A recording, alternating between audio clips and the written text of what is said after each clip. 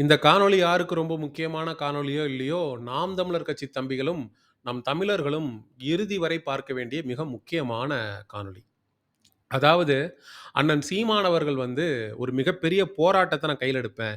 மக்கள திரட்டி போராடுவேன் அப்படின்னு சொல்லி ஒரு அறிக்கை ஒன்றுல குறிப்பிட்டிருக்கிறாரு. ஏன்னா, இந்த பிரச்சனை வந்து மிக முக்கியமான பிரச்சனை. இத வந்து உண்மையிலேயே கையில் எடுத்து போராட வேண்டிய இடத்துல நாம் தமிழர் கட்சி மட்டுமல்ல, ஒட்டுமொத்தமாக மாநில அரசியலை பேசக்கூடிய அனைத்து கட்சிகளும் இந்த பிரச்சனைய உற்று கவனிக்க வேண்டிய ஒரு சூழல் இருக்கு. அதாவது தேர்தல் திருத்த சட்டம் என்கிற பேர்ல தேர்தல் ஆணையம் வந்து கிட்டத்தட்ட ஒரு 7,00,000 வடமாநில வாக்காளர்களுக்கு வாக்குரிமை அளிப்பதாக ஒரு திட்டத்தை அறிவிச்சிருக்கு. அதாவது இந்த தேர்தல் ஆணையம் அப்படிங்கிறது ஒரு இண்டிபெண்டன்ட் பாடி. ஆனா, அது ஒரு இண்டிபெண்டன்ட் பாடியா செயல்படுதா அப்படின்னு கேட்டா இல்ல. அது வந்து கடந்த 10 ஆண்டுகளாக தேர்தல் ஆணையம் அப்படிங்கிறது பிஜேபியுடைய கைப்பாவையாக, பிஜேபியுடைய ஒரு பி டீமா தான் செயல்படுது. அது வந்து 36,00,000 பேர் பீகார்ல இருந்து அண்மையில வெளியேறினதாக ஒரு தகவல் இருக்கு. அந்த 36,00,000 பேர்ல 7,00,000 பேர் தமிழ்நாட்ல புலம்பெயர்ந்திருக்கானுங்க, குடியேறி இருக்கானுங்க அப்படின்னு ஒரு தகவல் நமக்கு தெரியுது. அந்த 7,00,000 பேருக்கும் வாக்காளர் அட்டை குடுக்கணும் அப்படிங்கிறது தான் இந்த திருத்த சிறப்பு சட்டம். இது மட்டும் இல்லாமல் கிட்டத்தட்ட ஒரு 2,00,00,000 வடமாநிலத்தவர்களுக்கு வாக்குரிமை கிடைப்பதற்கான ஒரு வாய்ப்பு வந்து தமிழ்நாட்ல இருக்கு. இதற்கு எதிரா தான் அண்ணன் சீமான் அவர்கள் குரல் கொடுத்திருக்காரு.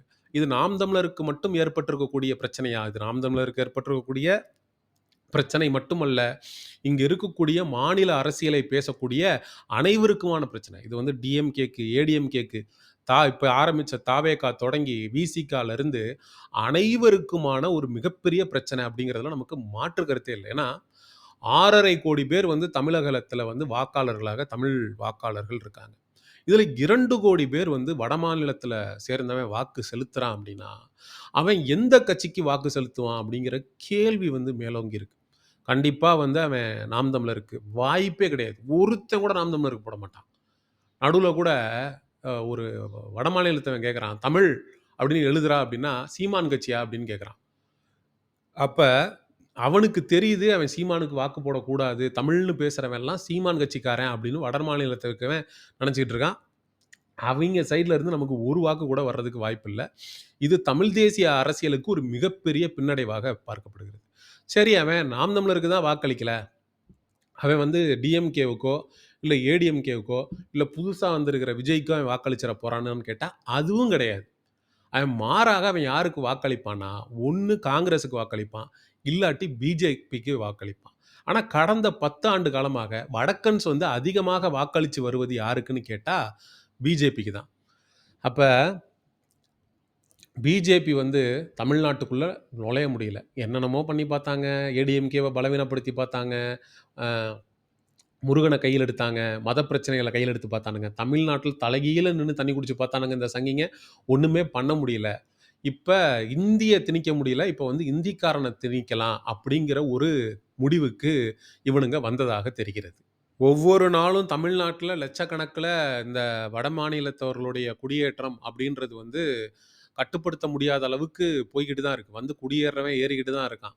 அவர்களுடைய வருகையை வந்து முறைப்படுத்தணும் அப்படின்னு சொல்லி நாம் தமிழர் கட்சி சார்புலலாம் கோரிக்கைகள் வந்து வைக்கப்பட்டிருக்கு.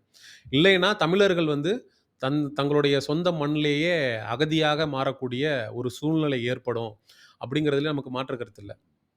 நமக்கு இலங்கையில வந்து போர் நடக்கும் இந்த காலகட்டத்தில, அங்கருந்து அகதியா வந்து குடியேறுவதற்காகவாவது நம்மகிட்ட வந்து ஒரு சொந்த நிலம் அப்படின்னு ஒண்ணு இங்க இருந்துச்சு. இப்ப நம்ம இங்க அகதியா ஆக்கப்பட்டோம் அப்படின்னா, நம்ம போய் குடியேறுறதுக்கு நமக்கு சொந்த நிலம் கூட இல்ல. அதுதான் 100க்கு 100 மறுக்க முடியாத உண்ம.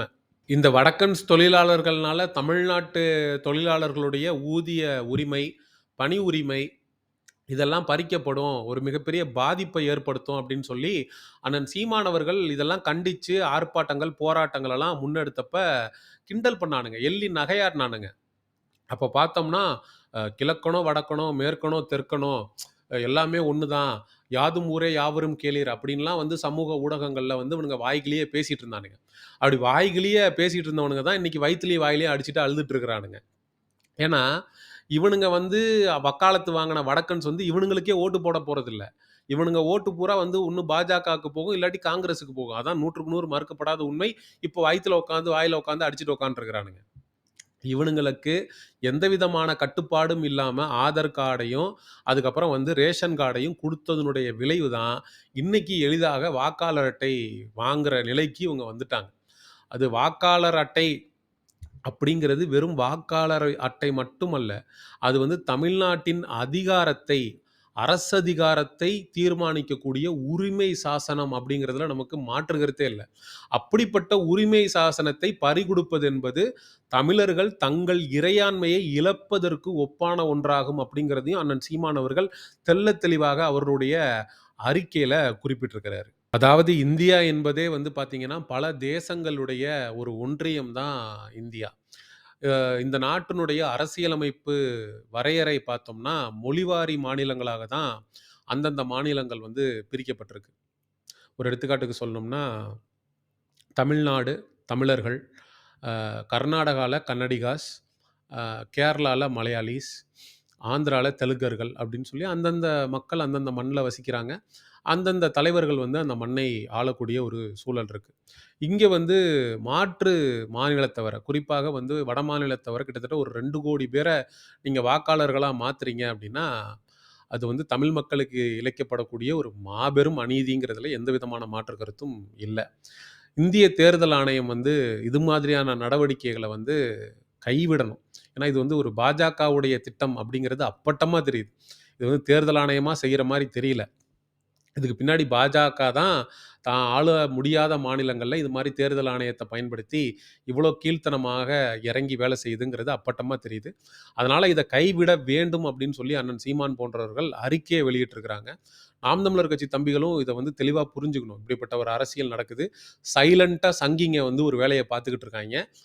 நம்ம வந்து அப்படியே விஜய அடிக்கிறது, டிஎம்கேவ அடிக்கிறது அப்படியே கடந்து போயிடுவோம். நம்மள பார்க்க கண்டுக்க மாட்டாய்ங்க நாம் தமிழர் கட்சி தம்பிகள்னு சொல்லி, சங்கிகள் வந்து அப்படியே சைஸா, "ஏய் கூட்டத்துல பச்சை சட்டக்காரன் எஸ்கேப் ஆகுறான். கூட்டத்துல வந்து சிவப்பு சட்டக்காரன் எஸ்கேப் ஆகுறான். டேய் சங்கி, என்னடா சைலன்ட்டா ஒரு வேலைய பார்த்துட்டு இருக்க?" அப்படிங்கிற மாரி கரெக்ட்டா புடிச்சேன் பாத்தியா? அப்படிங்கிற மாரி புடிக்க வேண்டிய நேரத்துல புடிச்சுருவோம் உங்கள அப்படின்னு தான். அப்ப இந்த வாக்காளர் சிறப்பு சட்டத்த வந்து தேர்தல் ஆணையம் உடனடியாக கைவிட வேண்டும்ங்கிறதுல மாற்று கருத்து இல்ல. அதே மாரி இந்த வடவர்களுக்கு வந்து உள் நுழைவுச்சீட்டு முறைய வந்து விரைந்து நடைமுறைப்படுத்தணும். அதாவது இன்னர் லைன் பெர்மிட் அப்படின்னு சொல்லி அண்ணன் வந்து அன்னையிலிருந்து தலையா அடிச்சுக்கிறாரு. அப்பல்லாம் நக்கல் பண்ணிக்கிட்டு, கிண்டல் பண்ணிக்கிட்டு, எள்ளி நகையாடிக்கிட்டு இருந்தானுங்க. அப்ப புரியல. போதிக்கும்போது புரியாதுடா அண்ணன் சீமானுடைய அரும. பாதிக்கும்போது தான் புரியும் அப்படிங்கிறத சொல்லி இந்த காணொளிய முடிக்கிறேன். அவர் பேசுறது அப்போதைக்கு ஏதோ பிரிவினை பேசுற மாரி இருக்கும். ஆனா, அந்த மனுஷன் பேசுறதுல 100க்கு 100 உண்மை இருக்கும். அப்படிங்கிறது தான். அடுத்த ஒரு காணொளியில் சந்திப்போம். நன்றி, வணக்கம். செங்குருதி சேயோனே வங்கோடிய வேலோனே செவ்வளரி தோளோனே எங்குடிய காப்போனே